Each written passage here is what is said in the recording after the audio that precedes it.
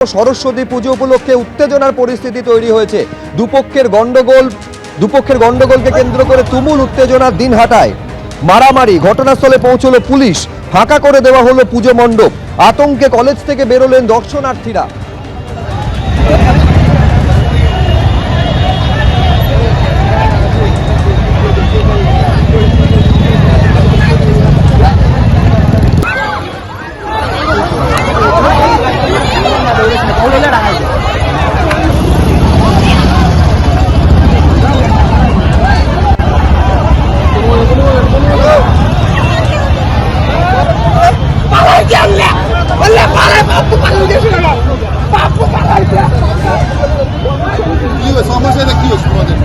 শুভেন্দু ভট্টাচার্য আমাদের প্রতিনিধি রয়েছেন। শুভেন্দু, কি কারণে এরকম পরিস্থিতি তৈরি হলো, কেন এরকম পরিস্থিতি তৈরি হলো যে পুলিশকে আসতে হলো?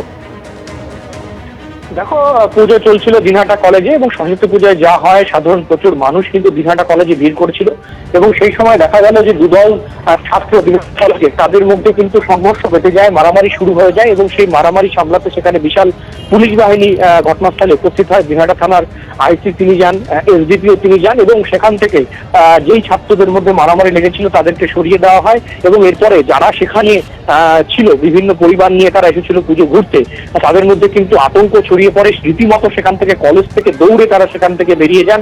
এই ঘটনাকে কেন্দ্র করে ব্যাপক চাঞ্চল্য ছড়ায়। পরে পুলিশ এসে কিন্তু সম্পূর্ণ যারা সেখানে দর্শনার্থী যারা ছিল তাদের সকলকে সেখান থেকে বের করে দেন এবং মণ্ডপ ফাঁকা করে দেন।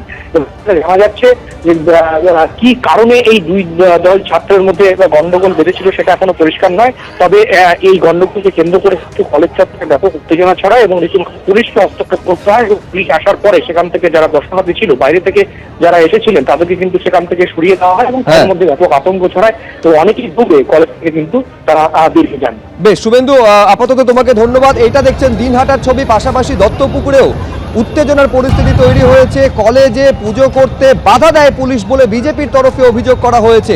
বাধ্য হয়ে তখন রাস্তার উপরেই সরস্বতী পুজো করা হয়, যদিও পুলিশের বিরুদ্ধে বাধা দেওয়ার এই অভিযোগ অস্বীকার করেছে পুলিশ। দুটো ছবি, দিনহাটা কলেজ এবং দত্তপুকুর, দু জায়গায় সরস্বতী পুজোকে কেন্দ্র করে উত্তেজনা।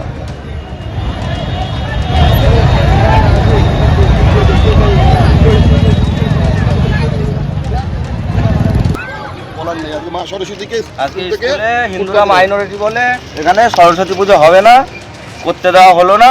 এই ঠাকুর এখন স্কুল থেকে বের করে নিয়ে আমরা যাচ্ছি রাস্তায়, ফুটপাতে পুজো করবো। বাঙালি সনাতনী বাংলাদেশ না পাকিস্তান সেটাই সরস্বতী। ওখানে বলা হলো তো, ওখানে বলা হলো তখন পরিষ্কার করতে লাগবে।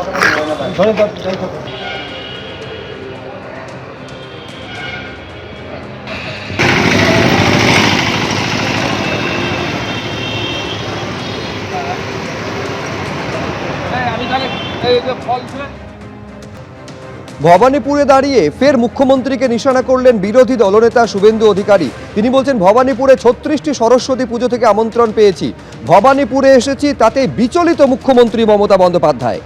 কি বলেছেন দেখব। ভবানীপুরে আমি আছি এতক্ষণ, এটাই উনি বিচলিত। উনি এখন ঘন ঘন টুইট করবেন, পুলিশের কাছে খোঁজ নেবেন। আমি আরো অনেকক্ষণ ভবানীপুরে থাকবো। এখন সরস্বতী পুজোর উদ্বোধনে যাব। আমি ভবানীপুর বিধানসভায় 36টা সরস্বতী পুজো আমন্ত্রণ পেয়েছি। এটা মুখ্যমন্ত্রী শুনে রাখা দরকার আছে। নিচটা একদম ফাঁকা হয়ে গেছে। পাল্টা কটাক্ষ তৃণমূলের তরফেও এসেছে। পার্থ ভৌমিক তিনি বলছেন 36টা পরিবার থেকে মাত্র আমন্ত্রণ পেয়েছেন, তার মানে বাকি সবই তো তৃণমূল। শুভেন্দু অধিকারীর বক্তব্যকে পাগলামি বলে কটাক্ষ করেছেন তৃণমূল সাংসদ। ভবানীপুরে মাত্র 36টা পরিবার বিজেপির আছে, মাত্র এই 36টা পরিবারে উনি ডাক পেয়েছেন, বাদ বাকি সব পরিবার মমতা ব্যানার্জির সাথে। আসলে আপনি দেখবেন আপনার পাড়ায় যদি কোনো পাগল ঢুকে পড়ে, আপনি খবর পান, আপনি ভয় পাবেন যে পাগল কি পাগলামি করবে, আপনাকে কামড়ে দেবে কিনা, আপনাকে ইঞ্জেকশন নিতে হবে কিনা। যে কোনো পাড়াতেই পাগল কুত্তা কিংবা পাগল মানুষ ঢুকলে মানুষ একটু ভয় পায়। কমিশনকে উদ্দেশ্য করে বেলাগাম হুঁশিয়ারি দিয়েছিলেন ফরাক্কার তৃণমূল বিধায়ক মনিরুল ইসলাম। তারপর তার বিরুদ্ধে এফআইআর করার জন্য ডেডলাইন পর্যন্ত বেঁধে দিয়েছিল, কিন্তু সেই নির্দেশে সেই ডেডলাইনের পর 24 ঘন্টা পেরোতে চলল, কোনো এফআইআর তার বিরুদ্ধে হলো না। বদলে শুধু এসডিওকে তদন্তের নির্দেশ দিয়েছেন জেলা শাসক। ফরাক্কার তৃণমূল বিধায়কের বিরুদ্ধে এফআইআর এর নির্দেশ দিয়েছিল কমিশন, মহকুমা শাসককে এই মনিরুলের বিরুদ্ধে তদন্তের নির্দেশ দিয়েছেন জেলা শাসক।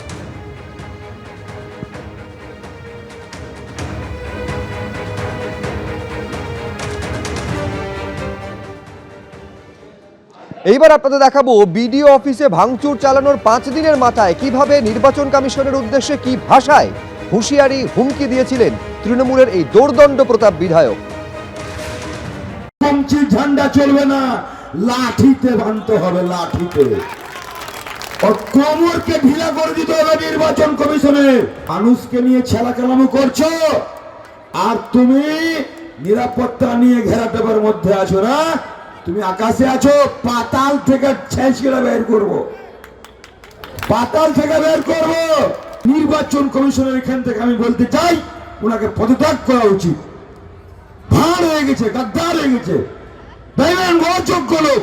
আমি শুধু ইশারায় বলবো, 19 তারিখে ফাইনাল লিস্ট বের হবে, তখন কিন্তু যদি সব ঠিকঠাক হয়, আর নচেত দেখবেন চারদিকে আগুনে আগুন জ্বলছে। কিচ্ছু করার নেই, কিচ্ছু করার নেই।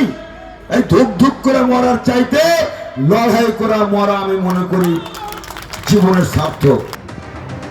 কমিশনের এফআইআর নির্দেশের পরেও যে তার দাপট এতটুকুও কমেনি সেটা গতকাল বোঝা গেছিল যখন সেই বিডিও অফিসে গেছিলেন তৃণমূল বিধায়ক মনিরুল ইসলাম। দাপটের সঙ্গে সমহিমায় তাকে দেখা গেছিল।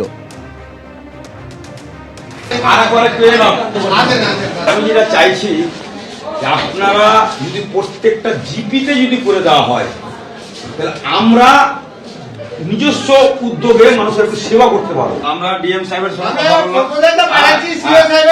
আশা করি কালকে থেকে পঞ্চায়েতে মানে হয়ে যাবে। ধন্যবাদ আমরা ডিএম সাহেবের সঙ্গে আশা করি কালকে থেকে পঞ্চায়েতে মানে হয়ে যাবে। ধন্যবাদ জন্য। কমিশনের নির্দেশকে কার্যত অমান্য করা হয়েছে। প্রায় 24 ঘন্টা পেরোতে চললো এই মনিরুল ইসলামের বিরুদ্ধে এখনো কোনো এফআইআর হয়নি। এসডিওকে শুধুমাত্র তদন্ত করার জন্য নির্দেশ দিয়েছেন জেলা শাসক। আর তা নিয়ে বিরোধীরা কি বলছেন দেখুন। না, এই পুলিশ মমতা বন্দ্যোপাধ্যায়ের নির্দেশ দেওয়া আছে, এই পুলিশ এফআইআর করবে না। তো মমতা বন্দ্যোপাধ্যায় সম্পূর্ণভাবে ভারতবর্ষের সাংবিধানিক সংস্থাগুলোকে সেগুলোকে সাইডলাইন করে নিজের ইচ্ছে মতো এই রাজ্যটাকে একটি বিচ্ছিন্ন দ্বীপে পরিণত করার চক্রান্ত করছেন।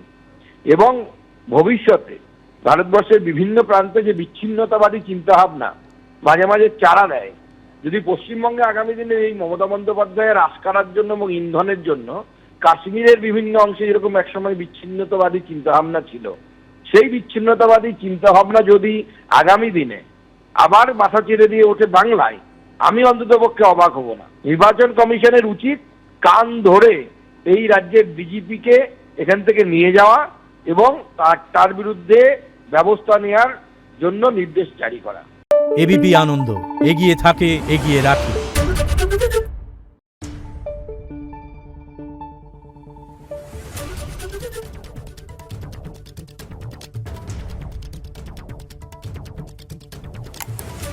Thank you.